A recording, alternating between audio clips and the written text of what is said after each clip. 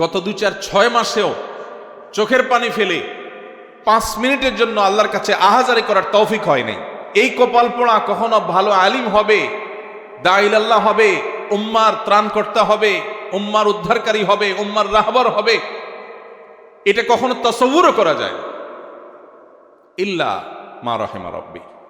এজন্য ভাইরা, যদি আমার আবারও পেছনে ফেরার সুযোগ থাকতো, জীবনের যদি কোনো ব্যাক গিয়ার থাকতো, গাড়ির যেরকম ব্যাক গিয়ার আছে, জীবনের যদি কোনো ব্যাক গিয়ার থাকতো, তো আমি আবার একটু তালেব ইলম হওয়ার চেষ্টা করতাম, আবার একটু পেছনে আসার চেষ্টা করতাম, আবার আমার তালেব ইলমি জিন্দিগিটাকে, আমার এই ফাউন্ডেশনকে আরো মজবুত করে তারপর দাঁড় করানোর চেষ্টা করতাম যদি আমি সে সুযোগ পেতাম। আমি কোথাও গেলে, বিশেষ করে ছোট বাচ্চা কাচ্চাকে কেউ নিয়ে আসলে যদি বলে যে হুজুর আপনাকে চিনে, তাই বলে আমাকে চিনে, ওর জিন্দিগিতে তাহলে বরবাদ। কারণ আমাকে কোনো বাচ্চা মানুষ চেনা মানে ওর লাইফ বরবাদ হয়ে গেছে, এর মানে এই ছেলে মোবাইলে আসক্ত, তো লক্ষণ খারাপ। মা বাপ তো মনে করে এটা বললে আমি খুশি হয়ে যাব, তার বাচ্চা আমাকে চিনে। আমার বাচ্চা, আপনার বাচ্চা আমাকে চিনে, এর মানে হলো আপনি দায়িত্বশীল অভিভাবক না, আপনি আপনার বাচ্চাকে মোবাইলে আসক্ত করে ফেলেছেন। এমন একটি সময় আপনারা মাদ্রাসায় ভর্তি হয়েছেন, পড়াশোনা করছেন, আলেম হওয়ার স্বপ্ন নিয়ে সামনে অগ্রসর হচ্ছেন, যে সময়টা নানা কারণে খুবই গুরুত্বপূর্ণ। এমন একটা সময় আপনারা দ্বীনি ইলম হাসিল করার জন্য মাদ্রাসার চৌহদ্দিতে এসেছেন, যে সময়টাতে বাংলাদেশের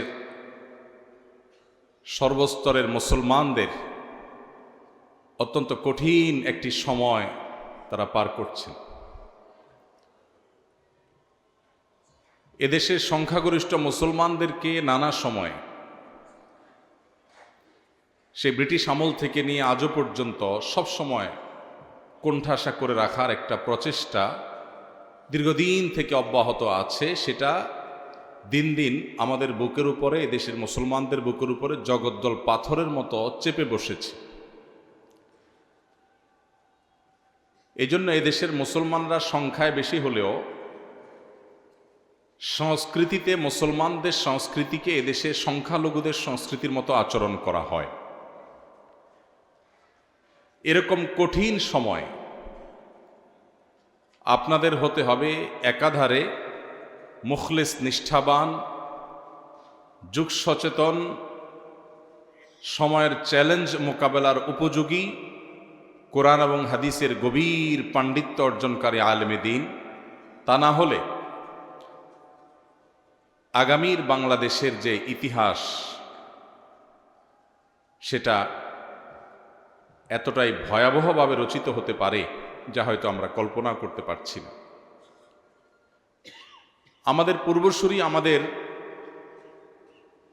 পূর্ববর্তী ওলামা একরাম, মুরব্বিয়ান এজাম, আমাদের আসাতিজা একরাম, তারা অনেক কষ্ট, অনেক মেহনত, অনেক মুজাহাদা, অনেক পরিশ্রমের পর আজ এই দ্বীনি ইলম আমাদের পর্যন্ত এসেছে। আমরা এখনো পর্যন্ত সেটাকে ধারণ করার সুযোগ পাচ্ছি। আমরা যারা বয়সে তরুণ এবং তালেবুল ইলম, আমরা যদি আমাদের দায়িত্বটা সঠিকভাবে পালন করতে না পারি, তাহলে সেক্ষেত্রে আমাদের পরবর্তী প্রজন্মের কাছে এই দ্বীনি ইলম এইভাবে তাদের কাছে পৌঁছাবে না, এবং যার জন্য আল্লাহর কাছে কিয়ামতের ময়দানে আমাদের জবাবদিহি করতে হবে যে আমাদের কারণে একটা মাঝে গ্যাপ তৈরি হয়ে গেছে। আর এই জন্য কিভাবে এ যুগের চ্যালেঞ্জ মোকাবেলার উপযোগী আলেমে দ্বীন এবং দাঈ ইলাল্লাহ হিসাবে আপনারা নিজেদেরকে গড়ে তুলতে পারেন, আমি সেই লক্ষ্য বা সেই টার্গেটকে সামনে রেখে আপনাদেরকে আমার অভিজ্ঞতার আলোকে, আমার ক্ষুদ্র জ্ঞানের আলোকে, কোরআন এবং হাদিসের আলোকে আমি আপনাদেরকে কয়েকটি নসিহা আপনাদের ভাই হিসাবে পেশ করতে চাই, যেটা আমার নিজের জন্য আমি করছি। নাম্বার 1, আমাদের সবার সব কিছুর আগে আমাদের নিয়ত এবং উদ্দেশ্যকে খালেস করতে হবে, যে আমরা কেন মাদ্রাসায় ভর্তি হয়েছি। হাদিস আমাদের সবারই মুখস্থ, ইন্নামাল আমালু বিন্নিয়াত। কিন্তু এই হাদিসের উপরে আমল আমাদের কতটুকু আছে সেটাই হলো প্রশ্ন। যারা আমরা মাদ্রাসায় পড়ছি, তালেবুল ইলম আছি, প্রায় মাঝে মধ্যেই নিজেকে প্রশ্ন করবেন, আমি কেন মাদ্রাসায় ভর্তি হয়েছি, কেন পড়ছি? মাদ্রাসায় ভর্তি হওয়া এই যুগে, বিশেষ করে কওমি মাদ্রাসায়,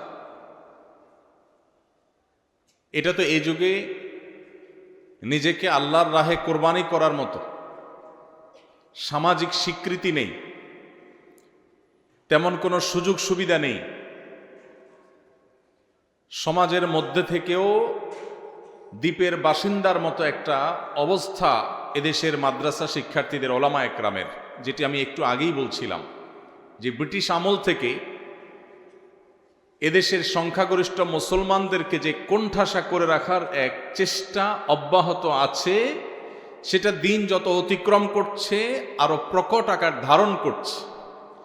এরকম কঠিন সময়ে আপনি মাদ্রাসার চৌহদ্দিতে কেন এলেন, স্কুলে না গিয়ে? আপনি কেন মাদ্রাসায় পড়ছেন? আপনার এই প্রশ্নের সঠিক এবং সদুত্তর আপনার নিজেকে দিতে হবে।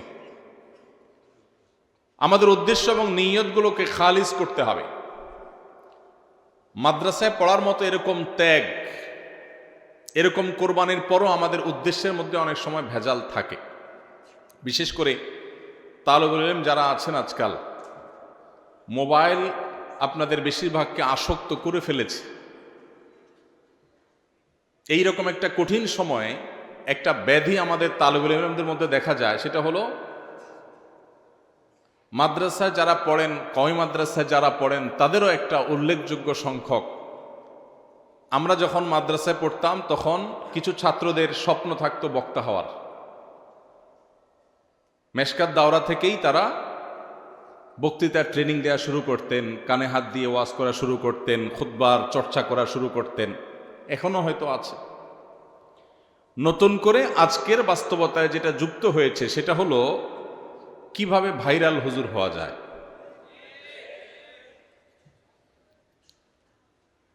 তালেবুল ইলমদের অনেকে আছেন, তাদের জীবনে একটা শখ, একটা স্বপ্ন যে তারা যদি একটু ভাইরাল হুজুর হইতে পারতেন, তাদেরকে যদি সবাই চিনত, তারা যদি জনপ্রিয় হতে পারতেন, পপুলার হতে পারতেন, যেদিকে যাবে মানুষ ভেঙে চুরে পড়বে, ফেসবুক ইউটিউবে তাদেরকে খুললেই দেখা যাবে। এই কথাগুলো আপনাদের সামনে আমি যখন বলছি, আমি নিজেই মূলত সেই জায়গাটায় আছি।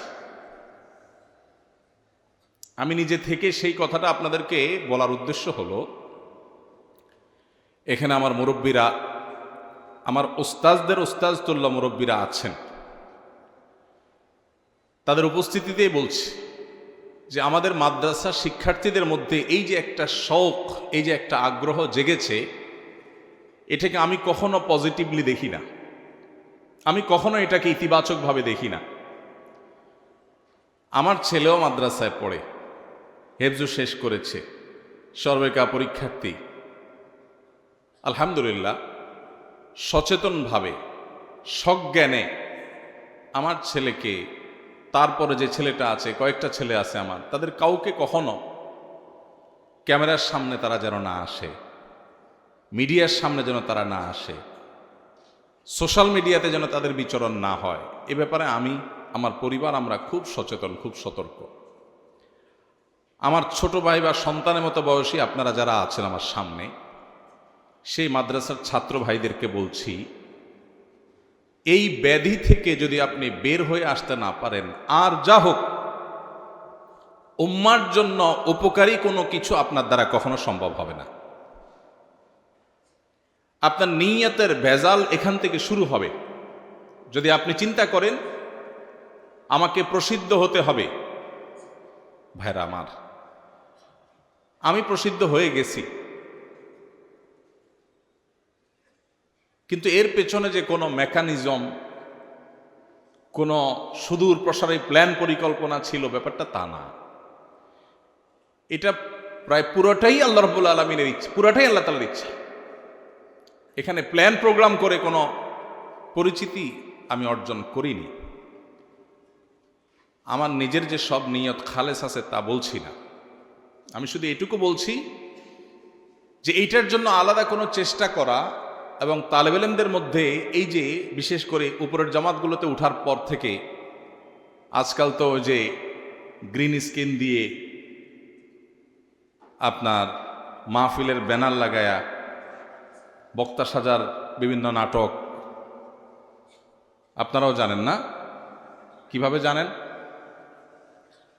কিভাবে দেখছেন আপনারা? তার মানে সব মোবাইলে আসক্ত। আমি কোথাও গেলে বিশেষ করে ছোট বাচ্চা কাচ্চাকে কেউ নিয়ে আসলে যদি বলে যে হুজুর আপনাকে চিনে, তাই বলে আমাকে চিনে, ওর জিন্দিগিতে তাহলে বরবাদ। কারণ আমাকে কোনো বাচ্চা মানুষ চেনা মানে ওর লাইফ বরবাদ হয়ে গেছে। এর মানে এই ছেলে মোবাইলে আসক্ত, তো লক্ষণ খারাপ। মা বাপ তো মনে করে এটা বললে আমি খুশি হয়ে যাব, তার বাচ্চা আমাকে চিনে। আমার বাচ্চা, আপনার বাচ্চা আমাকে চিনে, এর মানে হলো আপনি দায়িত্বশীল অভিভাবক না, আপনি আপনার বাচ্চাকে মোবাইলে আসক্ত করে ফেলেছেন। আলহামদুলিল্লাহ, আমি আমার বাচ্চাদেরকে মোবাইল থেকে দূরে রেখেছি, এখনো পর্যন্ত তারা দূরে, অনেক বড় হয়ে গেছে বয়সে, এখনো পর্যন্ত মোবাইল থেকে দূরে তারা, আলহামদুলিল্লাহ। সামনে কি হবে যায় না, এখনো পর্যন্ত চেষ্টা করছে। ভাইরা আমার, এই জন্য আপনাদের নিয়তগুলোকে, আমাদের নিয়তগুলোকে খাঁটি করতে হবে ভাই। কি নিয়ত হবে? আমার সাধারণ শিক্ষিত ভাইরা যারা আছেন, পর্দার আড়াল থেকে যে সমস্ত মা বোনরা শুনছেন, আপনাদেরকেও বলছি, ছেলেকে মাদ্রাসায় ভর্তি করে আলেম বানাবেন কেন? উদ্দেশ্য কি? অনেক মায়েরা আছেন সন্তানকে ভাইরাল হুজুর বানাতে চান, যে তার সন্তান পপুলার আলেম হবেন। আপাত দৃষ্টিতে শুনতে মনে হয় যে খারাপ কি, কিন্তু এটার পেছনে দুনিয়াবি গন্ধ আছে, এটার পিছনে ভয়ঙ্কর একটা রোগ আছে, ব্যাধি আছে। আমার ছাত্র ভাইরা যারা শুনছেন তারা হয়তো মনে করবেন, ভাই নিজে ভাইরাল হয়ে গেছেন তো এখন আর আমাদের ভাইরাল হওয়াটা চান না আপনি।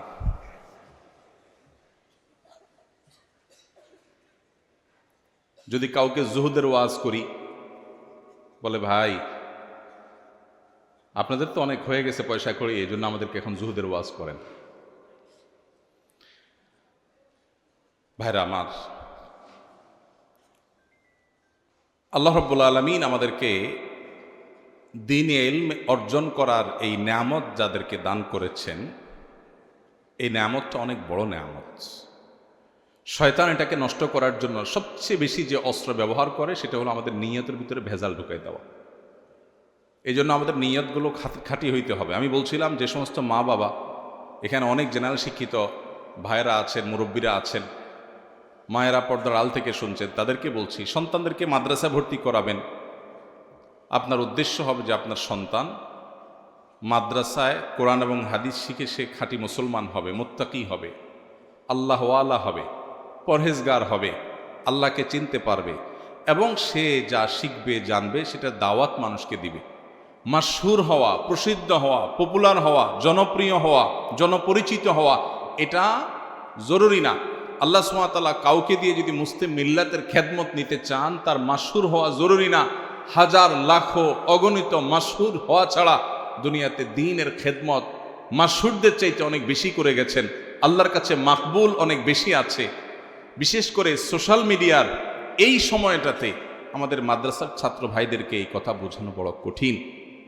আমার যদি সুযোগ থাকতো একজন একজন করে তালেব ইলমকে ধরে আমি বোঝাতাম যে আল্লাহর ওয়াস্তে এই জনপরিচিতির যে ব্যাধি, বিশেষ করে এটার খাহেশ, এটার যে স্বপ্ন, এটার যে শোক, এটা ওয়াল্লাহি আমাদের নিয়তগুলোকে ধ্বংস করে দেয়, আমাদের মধ্যে বদনিয়তি ঢুকায় দেয়, আমাদের উদ্দেশ্যের মধ্যে ভেজাল ঢুকায় দেয়, এবং উদ্দেশ্য যখন ভেজাল হয়ে যায় কর্ম বা আমলও ভেজালযুক্ত হয়ে যায়।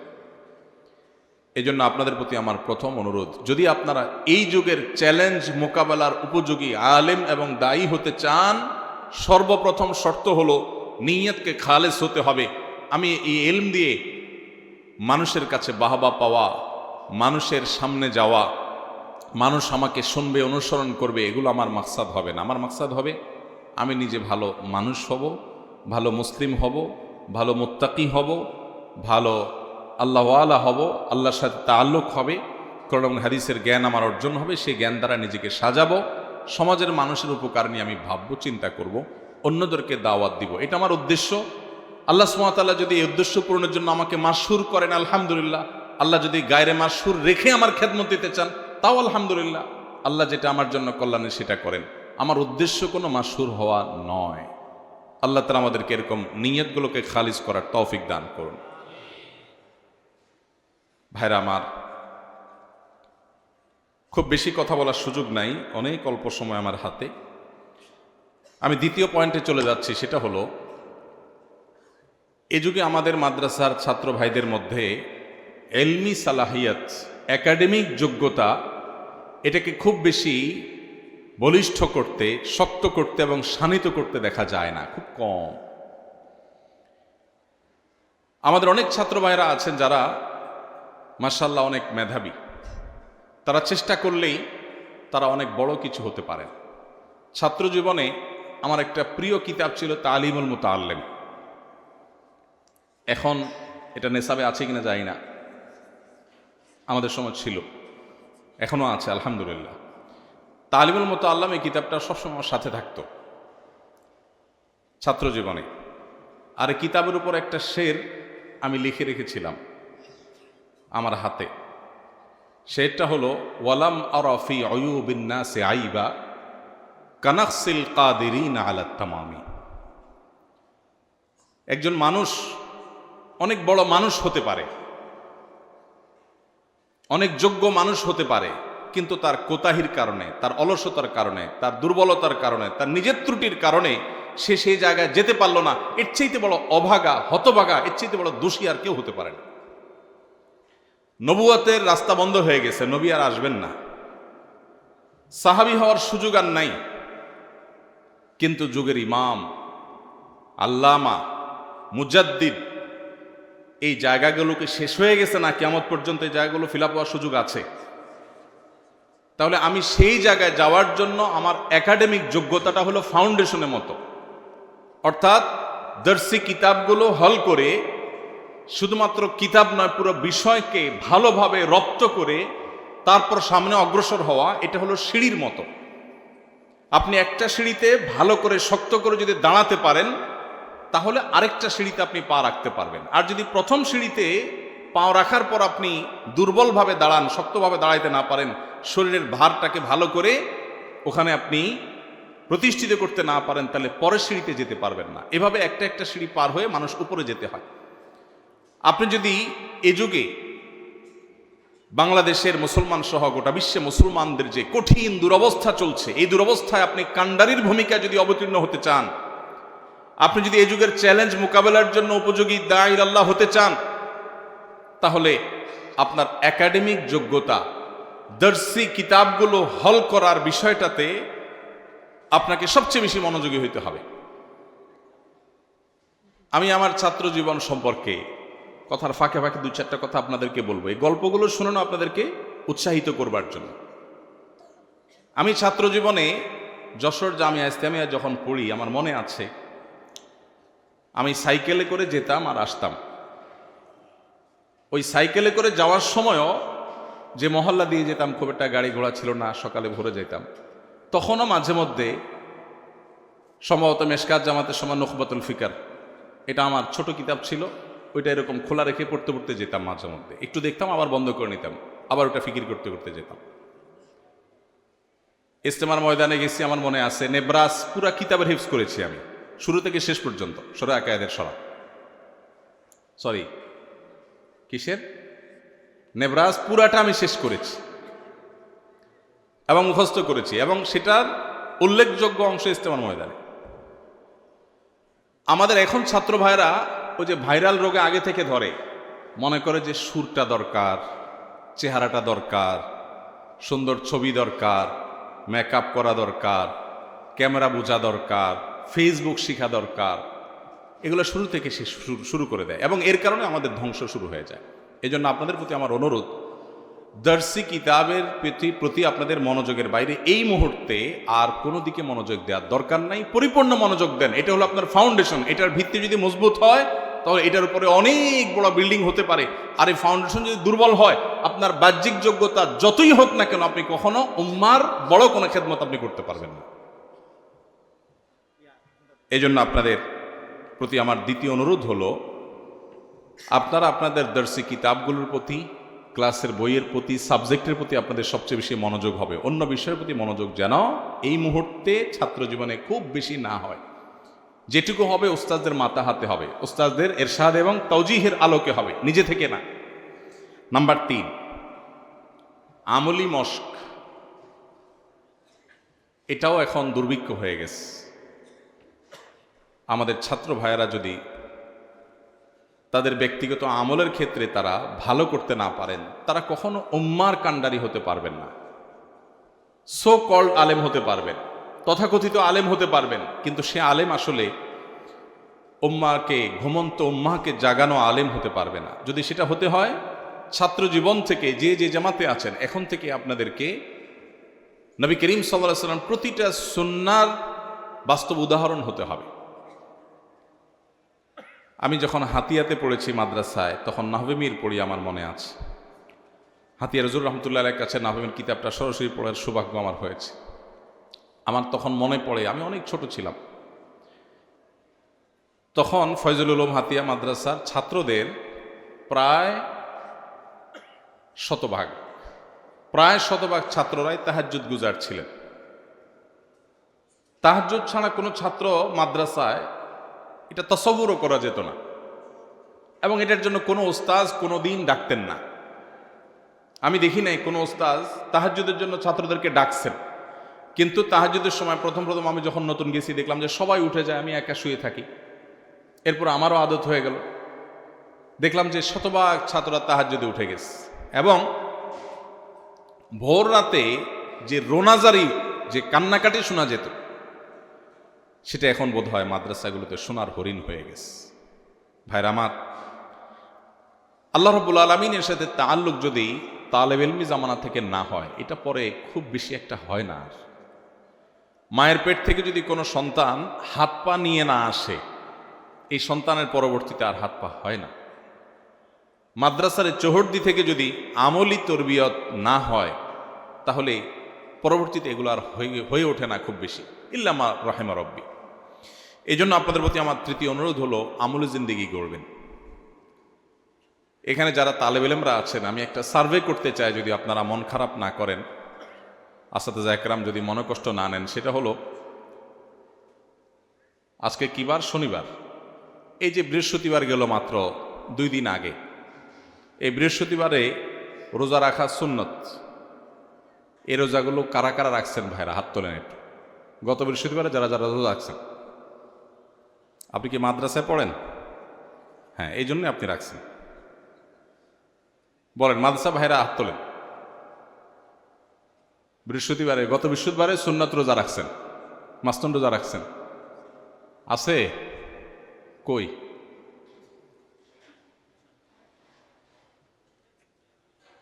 একজন আছে নাকি? আমি দেখতে পাচ্ছি এদিক থেকে। আর 2 জন, মাশাআল্লাহ। আচ্ছা, মাশাআল্লাহ। তাহলে এত তালেবের মধ্যে 2 জন ছাত্র রোজা রাখছেন। আমি আগেই মাপ চেয়ে নিয়েছি কিন্তু এই সার্ভে করার জন্য। এবার আপনারা বুঝেন যে আমরা কোন জায়গায় দাঁড়ায় আছি। আপনি বলবেন যে কেন নফল রোজা রাখা কি আমাদের জন্য জরুরি এই মুহূর্তে? নফল রোজা রাখা তো জরুরি না, জরুরি হলে তার নফল হতো না। কিন্তু এই আমল আমরা যদি না করি, কে করবে? কারা করবে? আপনাদের উৎসাহ দেওয়ার জন্য বলে আমি বলছি, কিন্তু ফাঁকে ফাঁকে আমি আমার গল্প দেবো। এই গল্প দেওয়াটা আপনাদেরকে উৎসাহ দেওয়ার জন্য। গত বৃহস্পতিবারে আমাদের বাসায় যখন সবাই রোজা রাখার জন্য সবাই সাহারি খাচ্ছে, সন্ধ্যা রাত্রে শোয়ার সময় যখন প্ল্যান হয়, তো আমার 10 বছরের ছেলেটাও রোজা রাখবে। আমরা বলছি না, রাখার দরকার নেই। সাধারণত নামাজ জন্য উঠাইতে তার কষ্ট হয়ে যায়, কিন্তু মাশাআল্লাহ এক ডাকে উঠে ঠিকই সাহারি খেয়ে নিল এবং রোজা রয়েছে। এখন আমরা মনে করি যে না খাইলে বা রোজা রাখলে আমার বোধহয় পড়াশোনাতে ঘাটতি হবে। কেন পড়াশোনা কেন ঘাটতি হবে? খানা না খাইলে, খানা যত কম খাওয়া যায় মানুষের শরীরে আমল ইবাদতের এনার্জি তত বেশি হয়।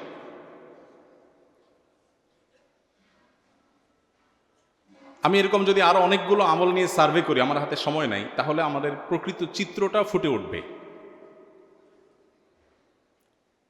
আমার ছাত্র জীবনে, আমি তো অনেক ছোট ছিলাম তখন, হাতিয়ার কথা যখন বলছি, আমার মনে পড়ে যে আমাদের ছাত্র ভাইয়েরা, এরকম ছাত্র ভাইয়েরা অনেকেই ছিলেন যারা তাদের আমল দেখে, আমলের পরিবেশ দেখে, আমরা যারা বাহির থেকে আসছি মাদ্রাসার ভিতরে ঢোকার পর আমল পরিবর্তন হয়ে গেছে, যে আমি কোন জায়গায় তারা কোন জায়গায়।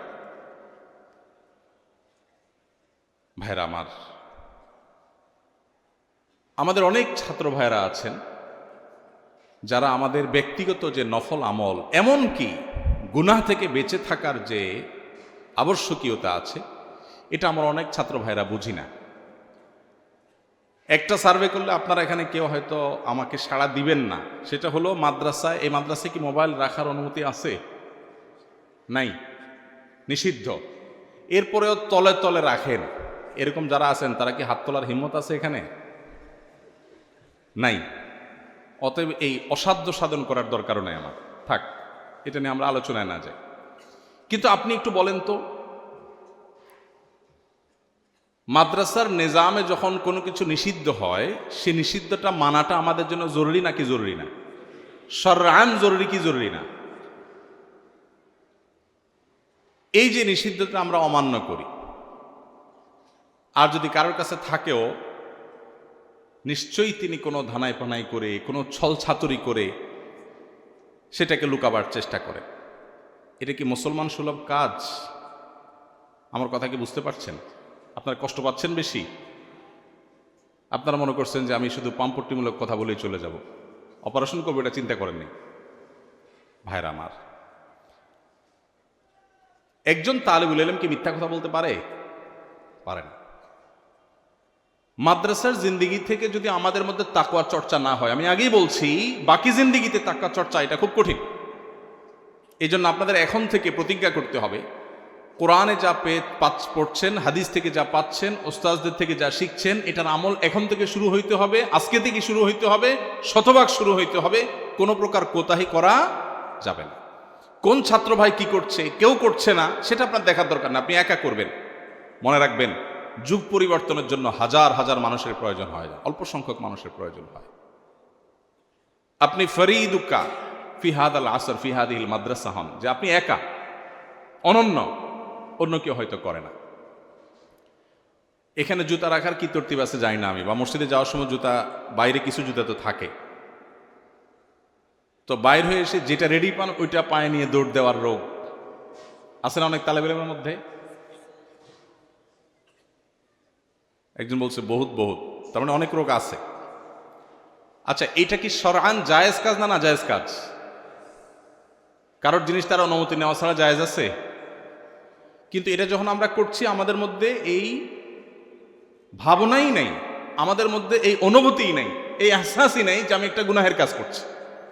এরকম বহু গুনাহ আমি তালেব ইলম হয়ে করছি, আর এই গুনাহের সমুদ্রের মধ্যে নিমজ্জিত থেকে আমি উম্মার কান্ডারি হওয়ার চিন্তা করছি। ওয়াল্লাহি এটা দিবা স্বপ্ন। এগুলো হয়তো ছোটখাটো বিষয় আপনার কাছে মনে হয়, কিন্তু ছোটখাটো বিষয় না। ইমানদারের জিন্দিগিতে কোনো ছোটখাটো বিষয় বলতে কিচ্ছু নাই ভাইরা আমার। সেজন্য তৃতীয় যে অনুরোধটা আপনাদের প্রতি আমার থাকবে, সেটা হলো কোরআন এবং হাদিসের বাস্তব উদাহরণ হয়ে যান, কোরআন এবং হাদিসের একেবারে মূর্ত প্রতীক হয়ে যান, বাস্তব নমুনা হয়ে যান। যা জানবেন সেটা এখন থেকে আমল শুরু করে দিবেন, যেটা যখন শিখছেন শুনছেন সেটাতে তখন থেকে আমল শুরু করে দিবেন। আল্লাহ তাআলা আমাদেরকে আমলের তৌফিক দান করুন। আমার হাতে সময় থাকলে এই পয়েন্টে আরো অনেক কথা বলা দরকার ছিল, কিন্তু সময় নাই আমার হাতে, আর কয়েক মিনিট সময় আছে। শুধু এটুকু বলবো যে ভাইয়ের আমার, আমলের বড় দুর্ভিক্ষ চলছে, বড় দুর্ভিক্ষ চলছে। শেষ কবে আল্লাহর কাছে রোনাজারি করে কেঁদেছেন? আমি যদি এখন জিজ্ঞেস করি, হয়তো অল্প সংখ্যক ভাইদের হাত উঠবে, কিন্তু এটা দুর্ভাগ্যজনক। আপনি তো হাকিউল উম্মাত আশরাফ আলী থানভী রহমতুল্লাহ আলাই, আবুল হাসান আলী আন-নাদবী রাহিমাহুল্লাহ তাআলা, আপনি তো ইবনে তাইমিয়া রাহিমাহুল্লাহ, আপনি যুগসৃষ্ট ইমামদের মতো মুসলিম উম্মার উদ্ধারকারী ত্রাণকর্তা হিসেবে নিজেকে আবির্ভূত করতে চান, দাঁড় করাতে চান, তাহলে আপনার আল্লাহর সাথে কানেকশনটা, তাআল্লুকটা, সম্পর্কটা কত গভীর হতে হবে এটা আপনি চিন্তাও করতে পারছেন। আপনার অবসরের সময়গুলো মোবাইল ফোনে, সোশ্যাল মিডিয়াতে বিচরণ করার কথা আপনার তাসাউরে আসা উচিত না। আপনার অবসরের সময়গুলো আল্লাহর সাথে আপনার কথা বলে দোয়ার ও নাজারের মধ্যে কাটানো উচিত। আমাদের মাদ্রাসার ছাত্র ভাইদের অনেকে আছে যে গত 2-4-6 মাসেও চোখের পানি ফেলে 5 মিনিটের জন্য আল্লাহর কাছে আহাজারি করার তৌফিক হয় নাই। এই কপাল পোড়া কখনো ভালো আলিম হবে, দাঈল আল্লাহ হবে, উম্মার ত্রাণকর্তা হবে, উম্মার উদ্ধারকারী হবে, উম্মার রাহবার হবে, এটা কখনো তাসাউরও করা যায় না, ইল্লা মা রাহিমা রাব্বি। এজন্য ভাইরা, যদি আমার আবারও পেছনে ফেরার সুযোগ থাকতো, জীবনের যদি কোনো ব্যাক গিয়ার থাকতো, গাড়ির যেরকম ব্যাক গিয়ার আছে, জীবনের যদি কোনো ব্যাক গিয়ার থাকতো, তো আমি আবার একটু তালেব ইলম হওয়ার চেষ্টা করতাম, আবার একটু পেছনে আসার চেষ্টা করতাম, আবার আমার তালেব ইলমি জিন্দিগিটাকে, আমার এই ফাউন্ডেশনকে আরো মজবুত করে তারপর দাঁড় করানোর চেষ্টা করতাম, যদি আমি সে সুযোগ পেতাম। আপনাদের হাতে এখনো এই সুযোগ আছে, এটা এখনো শেষ হয়ে যায় নাই। আল্লাহর ওয়াস্তে এটাকে হেলায় হারাবেন না। সব কিছু বাদ দিয়ে আপনার দর্শি কিতাব পড়াশোনার প্রতি মনোযোগী হন, আর জগৎ থেকে এই মুহূর্তে অন্ধ থাকেন। আপনার কোনো সোশ্যাল মিডিয়ার বিচরণ আপনার জন্য জায়েজ নাই। আপনার জীবনকে ধ্বংসের জন্য ফেসবুক, ইউটিউব এবং এই স্মার্টফোনের যে বিচরণ এর মধ্যে, এটা আপনার জীবনকে ধ্বংসের জন্য যথেষ্ট হয়ে যাবে। আপনি তো মাদ্রাসার ছাত্র, স্কুল কলেজের ছাত্র জীবনের ধ্বংসের জন্য যথেষ্ট, আর সেখানে আপনি মাদ্রাসার ছাত্র। চোখের গুনাহ যেখানে প্রতি মুহূর্তে মুহূর্তে হওয়ার আশঙ্কা, যেখানে আপনার সেই সেফটি বেল্ট এখনো এত মজবুত হয়ে পারে নাই, আপনি এখনো যুবক মানুষ, তরুণ মানুষ, নিজেকে নিয়ন্ত্রণ করার ক্ষমতা এতটা এখনো হয় নাই, এই মুহূর্তে আপনার জন্য এই জগতে প্রবেশ করাই জায়েজ নাই। এটা আপনার জীবনকে ধ্বংস করার নামান্তর। কিন্তু আমি জানি এই কথা আমাদের অনেকেরই অন্তর গলবে না। আমাদের কাছে মনে হবে এই বেটা নিজে ফেসবুক হুজুর আমাদেরকে ষড়যন্ত্র করে এখান থেকে দূরে রাখতে চায়। এটা হয়তো আপনারা মনে করবেন। আপনারা অনেকে শুনলে অবাক হবেন, আমার ফোনে ফেসবুক বা ইউটিউবের অ্যাপ এটা নাই, এটা থাকে না। পিসিতে, কম্পিউটারে যতক্ষণ সুযোগ হয় ততক্ষণ। আমাদের মাদ্রাসার ছাত্রদের যদি বদহালি হয়, তাহলে এই উম্মার আশার আর কোনো জায়গা থাকবে না, শেষ। আপনারাই তো নবী করিম সাল্লাল্লাহু আলাইহি সাল্লামের ওয়ারিস হবেন। নবী করিম সাল্লাল্লাহু আলাইহি সাল্লামের রেখে যাওয়া কাজের, তার পতাকার ধারক আপনারা হবেন। তাহলে তার পতাকার ধারক হওয়ার উপযোগিতা যদি তৈরি করতে হয়, তো এখন থেকে আপনার আল্লাহর সাথে তাআল্লুক মজবুত হইতে হবে। প্রতিটা হাদিসের, প্রতিটা আয়াতের উপর আমল আপনার জীবনে আসতে হবে। এখন থেকে আপনার আখলাকটা হবে সুন্দর। আমি আইআইইউসিতে একটা প্রোগ্রামে এসেছিলাম গত কয়েক মাস আগে, 2 মাস আগে সম্ভবত। অনেক প্রশ্ন লিখে দেয় ছাত্ররা, এর মধ্যে একটা প্রশ্ন লেখা ছিল, আপনারা কষ্ট পাবেন না, আমি নিজে মাদ্রাসার ছাত্র, আমি জীবনে স্কুলের চোহর দিতে যাই নাই, একেবারে ছোটবেলায় শুরুতে 1-2 ক্লাস হতে প্রাইমারি স্কুলে গেছি। লিখে দিছে প্রশ্ন যে ভাই, আমাদের ইউনিভার্সিটিতে মাদ্রাসা ব্যাকগ্রাউন্ডের ছাত্র যারা, মাদ্রাসা বলতে আলিয়া মাদ্রাসা হতে পারে, আলিমানসা থেকেই বেশিরভাগ যায়, কমি থেকেও যায়, আর সবই তো আমাদের মাদ্রাসা, অতএব আমি পার্থক্য করছি না, মাদ্রাসার ছাত্র আলাল উমুম। তো লিখেছে যে মাদ্রাসা থেকে যারা আসে এই ছাত্র ভাইদের অনেকে দেখা যায় তাদের আচরণ খুব রূঢ়, খুব শক্ত আচরণ করে, রাব ব্যবহার করে। এটা তার চোখে পড়েছে। ওই যে সাদা কাপড়ে ময়লা একটু বেশি নজরে পড়ে, অন্য কাপড়ও ময়লা আছে, কিন্তু এটা চোখে বেশি পড়ছে তাদের। এই প্রশ্ন পেয়ে আমি খুব লজ্জিত হয়ে গেছি, কারণ আমি নিজে মাদ্রাসার ছাত্র। আমাদের আখলাকগুলো বড় সুন্দর হতে হবে, আমাদের আমলগুলো বড় সুন্দর হতে হবে, আল্লাহর সাথে সম্পর্ক অনেক গভীর হতে হবে। আপনি যদি এই যুগের মুসলিম মিল্লাতের যে করুণ যে দুরবস্থা চলছে, ইমানের রূহ যায় যে অবস্থা আছে, এই যুগে আমাদের কিছু কান্ডারির প্রয়োজন, কিছু দরদওয়ালা আলিম দায়ীর প্রয়োজন। ওয়াল্লাহি সেই জায়গাগুলো পূরণ করতে হলে এখন থেকে আপনাকে আল্লাহওয়ালা হতে হবে, আপনাকে শপথ করতে হবে, আপনি কোন পথে যাবেন সিদ্ধান্ত নিতে হবে। আপনি যদি মানুষ হতে চান, ভালো আলেম হতে চান, আপনাকে এখন থেকে সিদ্ধান্ত নিতে হবে যে আমি কোনো অবস্থাতেই আমার এই ট্র্যাকের বাইরে আমি এই মুহূর্তে যাব না। ছাত্র জীবনে আমি আমার পড়াশোনা, আমার আমল, আমার আখলাককে তারাক্কি করব, উস্তাদের মাতাহাতে থেকে আমি নিজেকে ভালো করার চেষ্টা করব। আমলের ক্ষেত্রে কোনো প্রকার ত্রুটি নিয়ে আমি সামনে অগ্রসর হব না। আল্লাহ আমাদের সবাইকে তৌফিক দান করুন। অনেক দীর্ঘ আলোচনা, শুধু এই পয়েন্টটি 1 ঘন্টা আলোচনা করা দরকার ছিল, কিন্তু আমি আরও কিছু পয়েন্ট বলবো, এই জন্য সংক্ষেপে বলে যাই।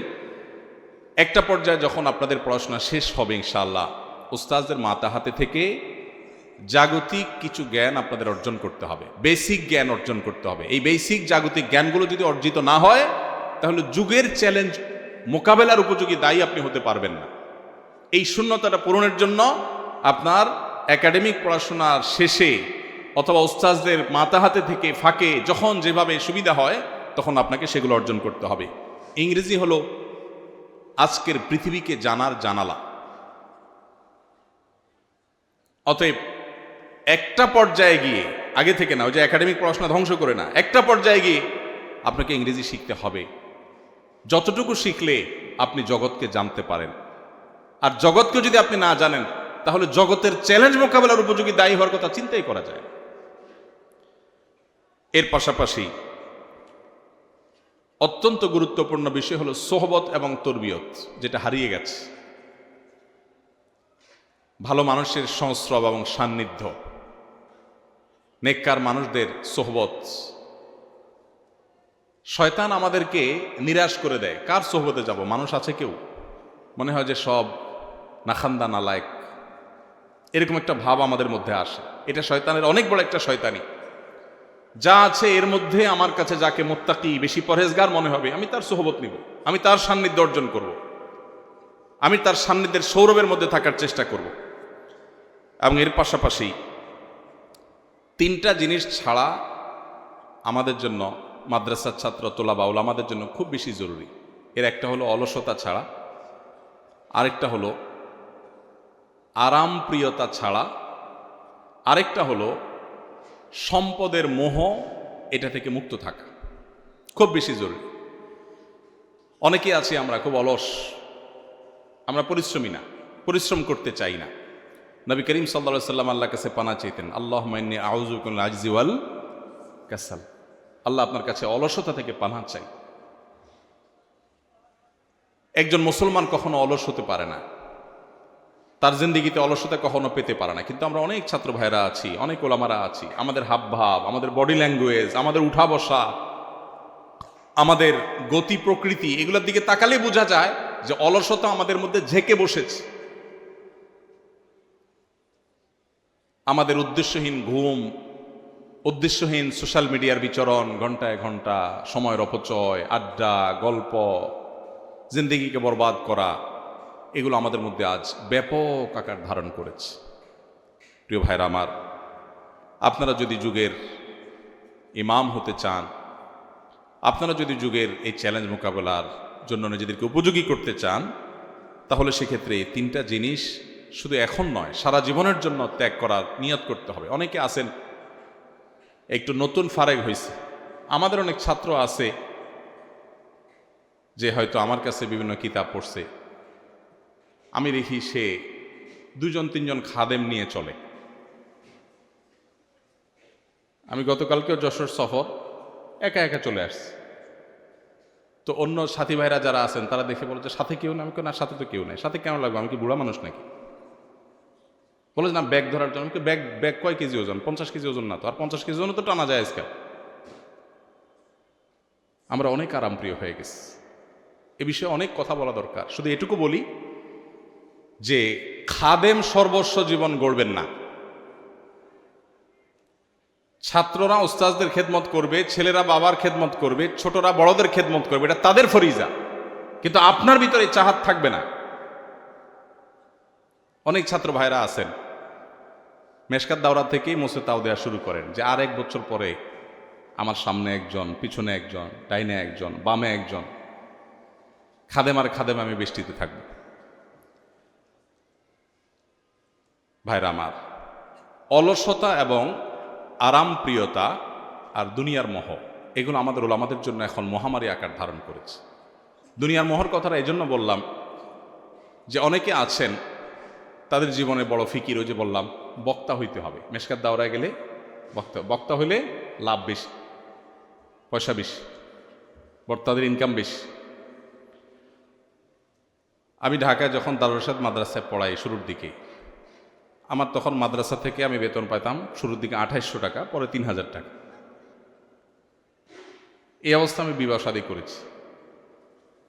এরপরে মসজিদের ইমামতের জিম্মাদারি আসলো, সেখান থেকে সামান্য কিছু টাকা পাইতাম। আলহামদুলিল্লাহ, এটা দিয়ে চলছে।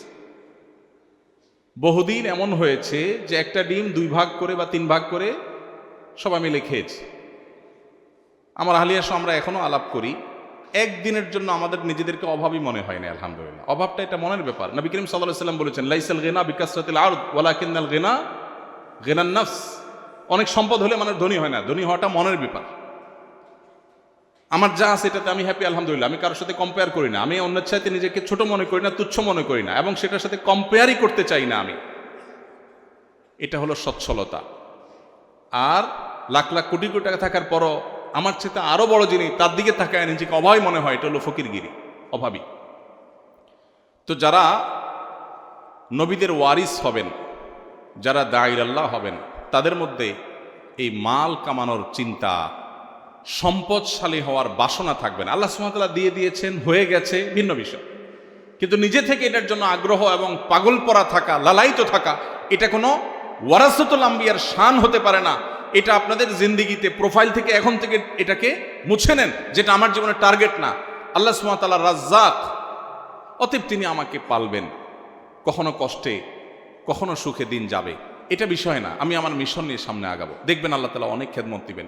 নজরকে বড় করেন, নজরকে উঁচু করেন, দুনিয়া এবং তুচ্ছ বিষয়ের প্রতি নজর রাখবেন না। আল্লাহ আমাদেরকে তৌফিক দান করুন।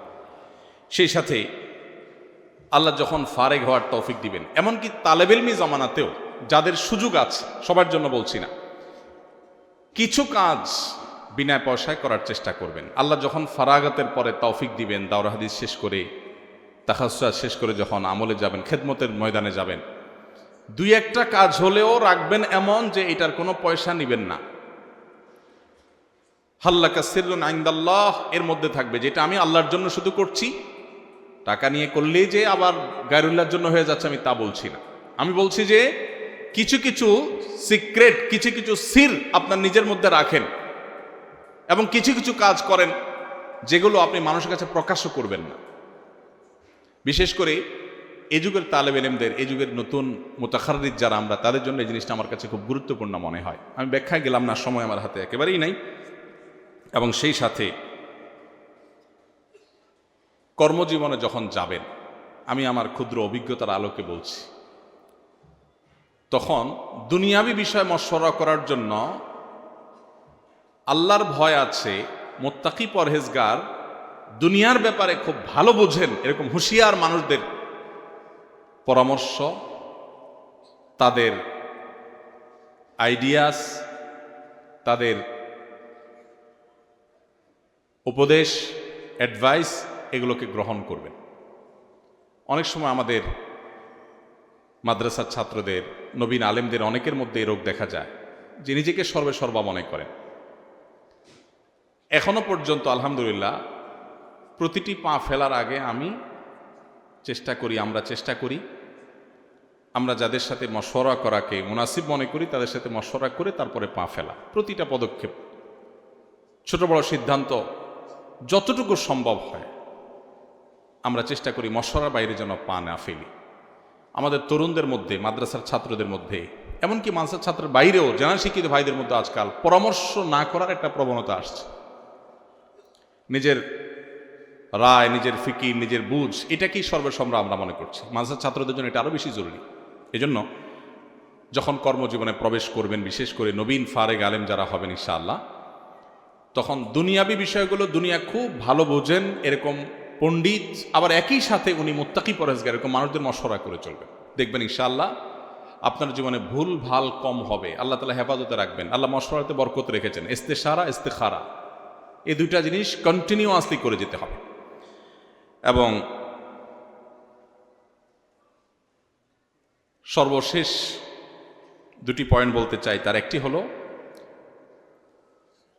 আল্লাহ রাব্বুল আলামিন যখন তৌফিক দিবেন ফারাগাতের পর, এমনকি তালেব ইলমি জমানাতেও যখন ছুটিতে বাড়িতে যাবেন, পড়াশোনার থেকে একটু ফারাগতের সুযোগ পাবেন, এই সময়টাতে মানব সেবা করার চেষ্টা করবেন, খেদমতে খালকের চেষ্টা করবেন। আমরা যদি উম্মতের নেতৃত্বের আসনে আসতে চাই, তাহলে উম্মার জন্য সব দিক থেকে নিজেদেরকে মুফিদ প্রমাণ করতে হবে, উপকারী প্রমাণ করতে হবে। মানব সেবা বা খেদমতে খালকের জন্য পয়সার প্রয়োজন নাই। আমরা মনে করি যে টাকা পয়সা পাবো কই, সেবার জন্য তো টাকা দরকার। সেবার জন্য টাকার দরকার নেই, সেবার জন্য মানসিকতা দরকার, ফিকির দরকার। আপনার মসজিদের আশেপাশে যে রাস্তাঘাটে ময়লাগুলো পড়ে আছে, দু চারজন লোক সাথে নিয়ে সেগুলো পরিষ্কার করা, পরিচ্ছন্ন করা শুরু করে দেন। এই যে একটা অভিযান শুরু করবেন, এটা হবে আপনার মানব সেবা। আমাদের নবী করিম সাল্লাল্লাহু আলাইহি সাল্লাম তিনি তার শৈশব থেকেই মানুষের সেবা করা, মানুষের খেদমত করার কাজে নিয়োজিত থাকতেন।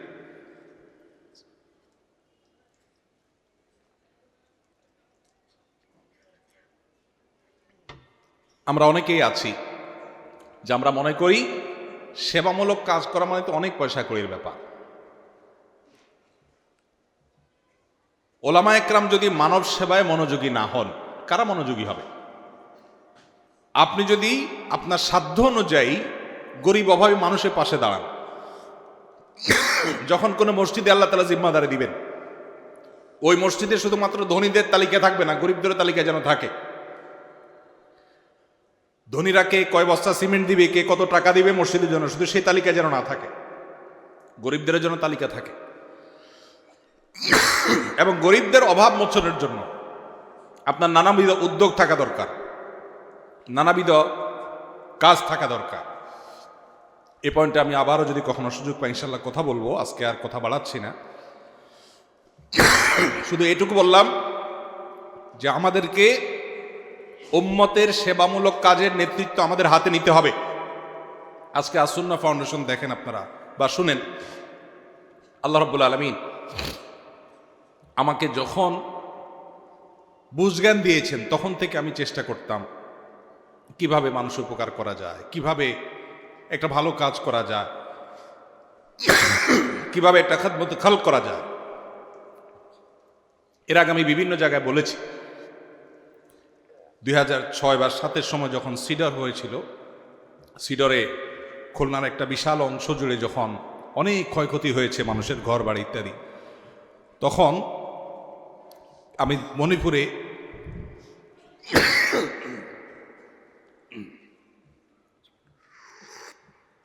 বাইতুল ফালাহ মসজিদে তখন আমি জিম্মাদারিতে ছিলাম। এখন মাওলানা ওমর কুব্বাদি সাহেব সেখানে আছেন, ওনাকে আমি রেখে গেছিলাম। তো ওখান থেকে মুসল্লিদেরকে উদ্বুদ্ধ করে তখনকার সময় 1,16,000 টাকা সম্ভবত কালেকশন করে, পুরাতন কাপড় চোপড় নিয়ে মসজিদ কমিটির লোকদেরকে আবার সাথে নিয়ে, কারণ টাকা পয়সা হুজুর মানুষ একা একা নেব, ওনাদেরকে সাথে নিয়ে তারপর সে এলাকায় আমরা গিয়েছি। বিভিন্ন মসজিদ নির্মাণ, বিভিন্ন কাজ পরবর্তীতে এর ধারাবাহিকতা আমরা করেছি। আর ওই টাকাগুলো নগদ মানুষকে বিতরণ করে আসছে। তখন কিন্তু আমার এতটা সামর্থ্য ছিল না। তো এই জন্য আমি শুধুমাত্র আপনাদেরকে বলবো, জীবনে নিয়ত করে নেন, আল্লাহ যখনই তৌফিক দিবে মানুষের সেবা করার, খেদমতে খালক করবেন ইনশাআল্লাহ। চেষ্টা করবেন না ইনশাআল্লাহ? আহাব্বুন নাসি ইলাল্লাহি আনফাহুম লিন-নাস, আল্লাহর কাছে সবচেয়ে প্রিয় মানুষ যে মানুষের জন্য সবচেয়ে বেশি উপকারী আসে। আর সবচেয়ে বেশি উপকারী হওয়ার জন্য আপনার পয়সা কড়ির প্রয়োজন নাই। আল্লাহ যতটুকু সামর্থ্য দিয়েছেন ততটুকু দিয়ে শারীরিক পরিশ্রম দিয়ে শুরু করবেন। নবী করিম সাল্লাল্লাহু আলাইহি সাল্লামকে গার হেরা থেকে আসার পর যখন তিনি ভড়কে গেলেন জিবরিল আলাইহিস সালামের চাপে, আম্মাজান খাদিজা রাদিয়াল্লাহু তাআলা তাকে সান্ত্বনা দিয়ে কি বলেছিলেন? কাল্লা লা ইউযিকাল্লাহু আবাদা, আল্লাহ কখনো আপনাকে বেইজ্জত করবেন না, কারণ আপনি মানুষ উপকার করেন। যে কয়টা পয়েন্ট বলেছেন সবগুলোর খোলাসা কি? মানব সেবা করেন। তাহলে নবী সাল্লাল্লাহু আলাইহি সাল্লাম তিনি ক্বাবলাল বা'সা, বোঝা গেল নবুয়তের দায়িত্ব বুঝে পাওয়ার আগে তার পুরো সময়টা, সেই শৈশব থেকে কৈশোর থেকেই কিন্তু তিনি মানব সেবা করতেন, মানুষের খেদমত করতেন। আজ আমাদের ওলামায়ে কেরামদের এই কাজে আরো বেশি বিচরণ বাড়াতে হবে, এটা অনেক কম আমাদের এখনো। সবাইকে এক একটা সুন্নাহ ফাউন্ডেশনের মতো প্রতিষ্ঠানের চেয়ে বড় প্রতিষ্ঠান গড়ে তুলতে হবে। এদেশের মানুষের উপকারে কল্যাণে নিজেদেরকে প্রতিষ্ঠিত করতে হবে। আল্লাহ আমাদেরকে তৌফিক দান করুন। শেষ পয়েন্ট হলো উম্মার ঐক্য প্রয়াসী হতে হবে। আমরা বহু ভাগে বিভক্ত।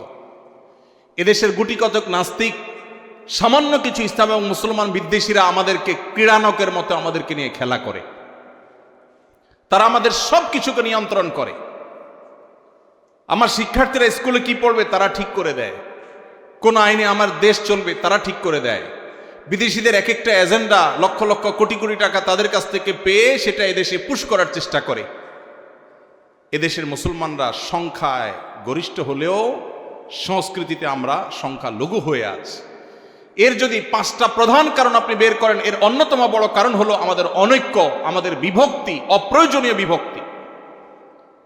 আজ আমাদের ইত্তেহাদ মাল ইখতিলাফ, বৈচিত্র্যপূর্ণ ঐক্য, মতভেদ থাকা সত্ত্বেও ঐক্যের জায়গাগুলোতে কাঁধে কাঁধ মিলিয়ে কাজ করবার সময় এসেছে।